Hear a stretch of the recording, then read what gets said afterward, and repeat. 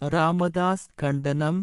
கடலுக்கு மீன் பிடிக்க சென்ற தமிழகத்தைச் சேர்ந்த 35 மீனவர்களை இலங்கை கடற்படை நேற்று கைது செய்தது. மீனவர்களின் 4 படகுகளையும் பறிமுதல் செய்துள்ள சம்பவம் கண்டனத்திற்குரியது. கைது செய்யப்பட்ட மீனவர்கள் 35 பேரும் இலங்கை கடற்படை கட்டுப்பாட்டில் உள்ளதாக அறியப்படுகிறது. தொடர்ந்து இலங்கை கடற்படையினரால் மீனவர்கள் கைது செய்து வருகின்ற சம்பவங்கள் கடலுக்கு மீன் பிடிக்க செல்லும் அனைத்து மீனவர்கள் மத்தியில் அச்சத்தை ஏற்படுத்தி உள்ளது. தற்போது கைது செய்யப்பட்ட 35 மீனவர்களை உடனடியாக விடுவிக்கும் முயற்சி மத்திய, மாநில அரசுகள் உடனே எடுக்கப்பட வேண்டும்.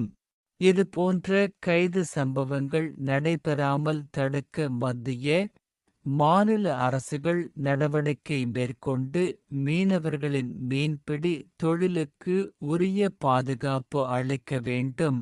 ராமதாஸ் தெரிவித்திருக்கிறார். ராமதாஸ் கண்டனம்.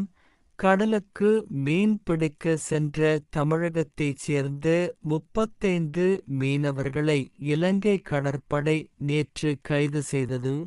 மீனவர்களின் 4 படகுகளையும் பறிமுதல் செய்துள்ள சம்பவம் கண்டனத்திற்குரியது.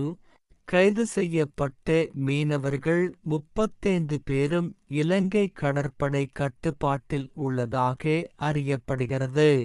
தொடர்ந்து இலங்கை கடற்படையினரால் மீனவர்கள் கைது செய்து வருகின்ற சம்பவங்கள் கடலுக்கு மீன் பிடிக்க செல்லும் அனைத்து மீனவர்கள் மத்தியில் அச்சத்தை ஏற்படுத்தி உள்ளது.